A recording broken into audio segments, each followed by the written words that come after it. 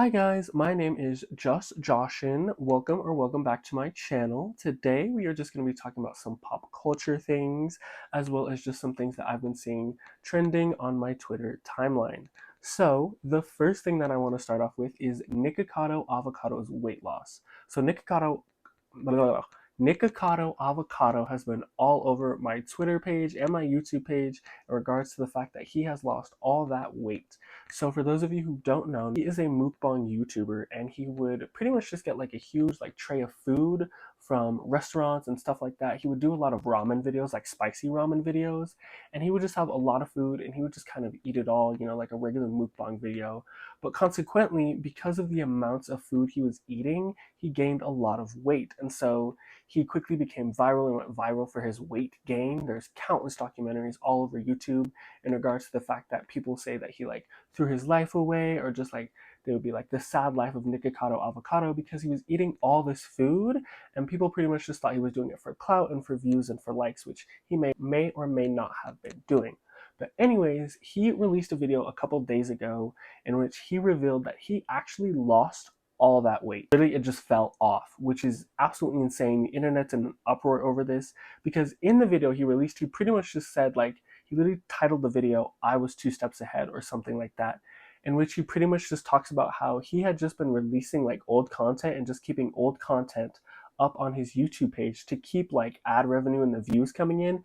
Meanwhile, behind the scenes, he was losing all that weight.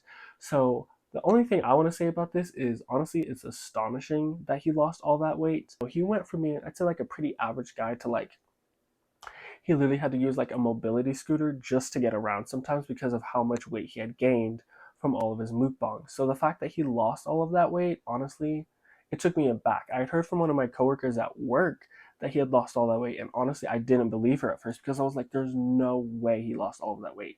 Lo and behold, he did. He literally swindled all of us. Like, he fooled all of us with that reveal. I think the internet is too. There's countless videos on TikTok and YouTube going up about his weight loss and how he pretty much just fooled everyone because we all thought that he was still the same size that he was. Meanwhile, here he was working that weight off. So gotta be like one of the biggest like YouTube reveals in history. Like, I mean, come on, the way that he just lost all that weight again, he literally looks like it just fell right on off, which honestly, I still can't believe. Especially because like in his mukbangs, like he would eat so much food. And in a couple of his videos, it would honestly kind of just look like he wasn't even enjoying the food. He was just eating it to just like say he's eating it and to like again like just get views, I feel like, in some of them. Again, I could be wrong, I'm just speculating. But it just, from the way his face looks in his videos, it just kind of looks like he's not really happy, he's not enjoying the food, he's just kind of eating to be eating, which I feel like a lot of mukbang YouTubers fall into this trap where it feels like even if they don't enjoy the food, they feel like they still have to eat it because that's the content they make. Also, while I was editing this, I was looking at the picture of Nikocado Avocado, like that really creepy picture. I was looking at that and then I was looking at the video he posted and like the overall, like just his head shape, and I was like, wait a minute, this reminds me of something. And then it hit me. Tell me why this man literally looks like a fucking me. Like, I'm like, literally, he looks like a Nintendo Mii character, like a bald one. Like, it's giving like Nintendo Mii vibes. Like, I don't know what happened. I don't know like how he lost all that weight, but his head looks weird. I'm sorry, but it does. The next thing that I want to talk about is Megan Thee Stallion recently revealed on an interview that she wants to collaborate with Taylor Swift. I have a couple of thoughts about this. So my first thought is, honestly, when I first heard it, I was a little bit skeptical. I was like, I don't really see how that worked out. But considering the fact that she put out a Karma remix with Ice Spice, that remix, I'm sorry, but no, that remix was not it. Like, that was literally the randomest collab I've ever heard of. Like, Ice Spice and Taylor Swift. That's weird. Like, I'm sorry, but it was just so random and out of the blue. Like, it just didn't seem genuine or anything at all. But I feel like Megan Thee Stallion, like, she's very good at her craft. Like, she knows how to rap, she knows how to write bars. She's very good at, like, even though Nicki Minaj says she can't stay on a beat, she can stay on a beat. Like, the girl can rap, the girl has skill. And so, again, when I first heard the news, I was a little bit skeptical. I was like, I don't really know how those two would gel. But then I got to thinking, and I was like, okay, I kind of see the potential here. Like, I kind of see where that could go. But I'm going to be honest with you, I don't think that they should collab until next year. And the reason why is because Taylor Swift has had an absolutely like insane year. Like, she went from her Eras tour to the Tortured Poets department, which I'm going to talk about in a little bit. And then now she's with Travis Kelce. She's all over football. She's pretty much been everywhere. Like, I'm going to be honest, I feel like she's a little overexposed. And so that's part of the reason why I feel like if they do collab, they shouldn't collab until summer or late summer, early fall next year. The other reason why I feel like they shouldn't collab is because Taylor Swift has been releasing so many versions of her Tortured Poets Department album. It's insane. Like, there's over a dozen different versions of this album, both digital and physical. And on Twitter, a lot of people that I follow and on my timeline, I've been seeing people talk about how coincidentally she has been releasing these like limited or deluxe versions of this album when another artist, like say Chappell Roan, Sabrina Carpenter, or Charlie XCX is releasing their albums or their music. My timeline has been saying that she's been kind of releasing her limited edition albums strategically enough to like kind of block or try and block these artists from securing like a #1 spot. Again, I don't know if that's true. It's just speculations. It's just rumors. The fact that she has released over a dozen different versions of this album. So I said over a dozen versions. I'm not even close. There's reportedly over 34 different versions. I'm not making that up. 34. And here I was saying over a dozen. 34 different versions? Yeah, no. That's the reason right there. I don't want to see, like, I'm sorry, but I don't think Taylor Swift should be putting out any more music for the rest of the year. I think I'd be more understanding if they were like actually different versions of the album. Like, she did like remixes or like sped up the beat and added new lyrics or stuff like that. She's not doing that. Like, most of these re-releases and most of these deluxe versions are literally nothing more than like extended cuts, longer acoustics, or a few changed lyrics and a few songs. Be so serious. Like, I feel like that's crazy. We don't need any more Taylor Swift music. Like, again, we have 34 different versions of the same dang album. I promise you, we're good on Taylor Swift music until next year.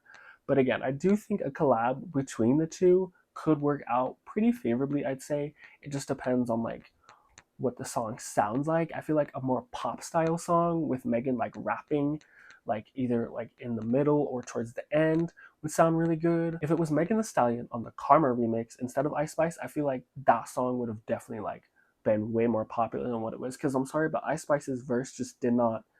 It didn't really fit. Like, Ice Spice and Taylor Swift just don't really fit together, and I feel like Ice Spice and Taylor Swift's teams just kind of wanted to collab because they were the two hottest things in the moment, which I get, but again, I just the song just didn't sit well with me. Like, the song just sounded like, I'm sorry, but the song sounded like they did it in two separate studios and their team sent it to each other and said, okay, make it. Like, here's Ice Spice's rap, here's Taylor Swift's song, make it work. The next thing that I wanted to talk about is the Minecraft movie Backlash. So Warner Brothers is releasing a live action Minecraft movie, and the trailer has absolutely, it's gone viral, but it's gone viral for all the wrong reasons. Like, it's getting disliked a bunch, people are dragging it up and down Twitter, like it's getting made fun of on pretty much every corner of the internet. And the reason why is because, first of all, it's a live action Minecraft movie. Literally makes no sense. Second of all, there's been a lot of backlash and hate towards one specific person, Danielle Brooks. A lot of people have just been really hating on this movie and giving it backlash simply for the fact that there is a black woman in this movie. First of all, like I said in my last video, I get about the gender swapping and the race swapping and the like making non-canonically queer characters queer or gay or whatever. I get that. Like, I get the outrage over that. But the fact that it's a fictional movie based on a fictional video game and there just so happens to be a black woman in it, y'all are blowing your top? No. Like, the backlash is just uncanny and it's unserious. Like, at this point, just say you're racist and misogynistic without saying you're racist and misogynistic. It's a fictional movie about a fictional video game set in a fictional world. Why does it matter if there's a black person in there? It's absolutely appalling that we still have to deal with these types of backlash and these types of comments. Like, I don't understand it. Like, it's just giving unemployed incel behavior. But for those of you who are bad-mouthing Danielle Brooks, first of all, watch your mouth. She's an Academy Award winner. I don't see you doing anything. Like, when's the last time you booked an acting gig? Oh, right, you can't act. Exactly. More about the movie, though. So, the Minecraft movie, it's live action. And I'm sorry, but whoever pitched this movie as live action needs to be fired. Personally, for me, I grew up watching so many Minecraft YouTubers make animated episodes, shorts, music videos, and even movies of their own set in the Minecraft world that were animated, and they still hold up to this day.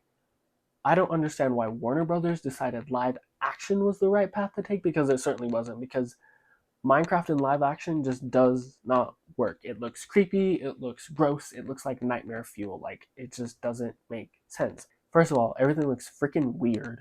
Second of all, it just all comes across as like a cash grab. Like, I'm gonna be honest, it comes across as a cash grab. Also, the fact that it's another video game adaptation with Jack Black in it, how many times is he gonna do this? The fact this movie is live action, what are we doing?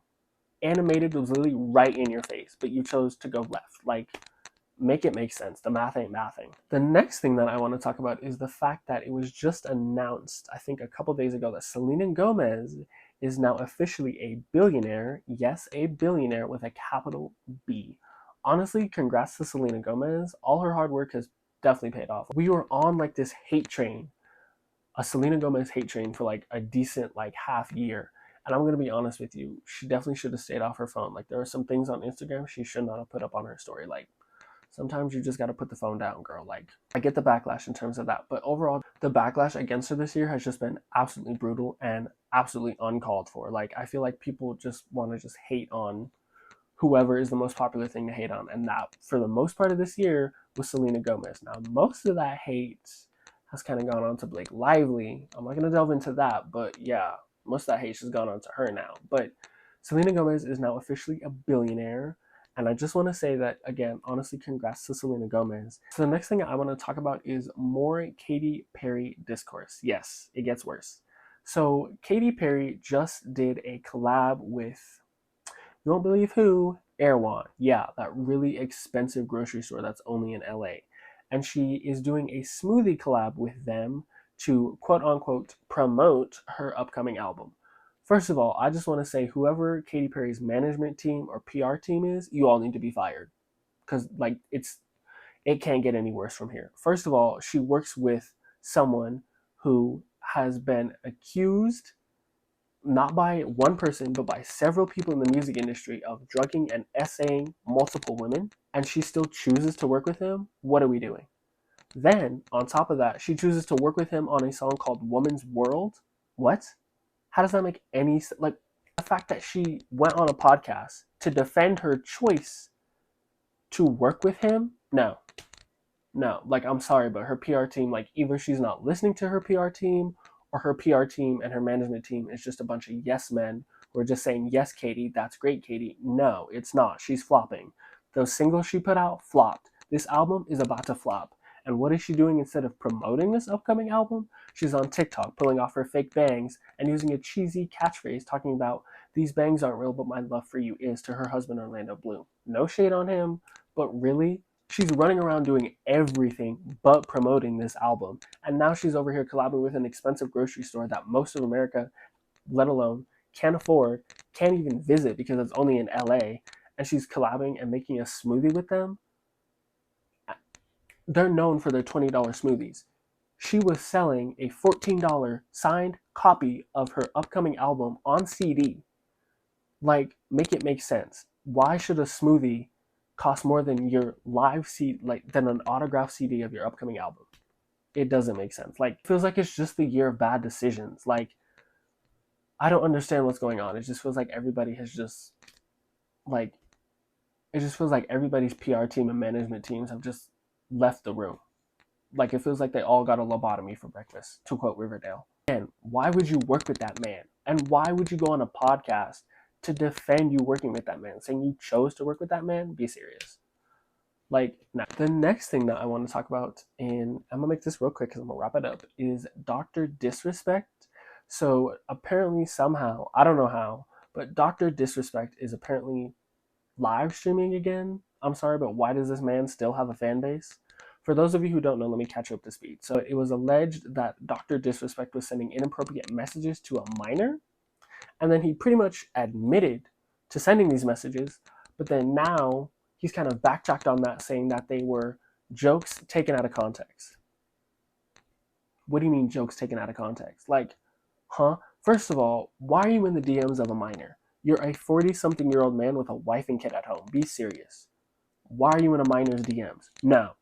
Second of all, on his live stream, someone asked him to release the messages that are supposedly the messages between him and this minor, and you won't believe what he says in response. He says, "What are we in 2nd grade? Why are you talking about 2nd grade? First of all, again, for lack of a better say, the common sense has left the room. Because what are you doing? It was just alleged that you sent inappropriate text to a minor. You admit to those allegations. And then when somebody asks you to release the text, you say, what are we in 2nd grade? And of course, the jokes write themselves. Like he's getting eaten alive all up and down my Twitter timeline, as he should be, because again, why are you in a minor's DMs? What are we doing? Like, and the fact that he still has a fan base after all those allegations is beyond me. Like the fact that there are still people that sign up to watch him or even give him the time of day, no, this is ridiculous. Like, this man should have been left. As soon as those allegations came out and he admitted to it, leave him on the side. Like, throw him to the side. Like, I'm gonna be honest, throw him to the side. Like, no, feed him to the wolves at this point. It's absolutely shocking that he would say something like that. Like, why of all things would you say that? Like, you're never gonna beat those allegations. I'm just gonna say, you're never beating the allegations. Like, even if you say there were jokes taken out of context, after what you said on that live stream, those allegations are sticking, baby. I'm sorry, I don't know what to tell you. But anyways, that is all I wanted to talk about today. So I just wanted to thank you guys so much for watching my channel, and I will catch you on the next video. Bye!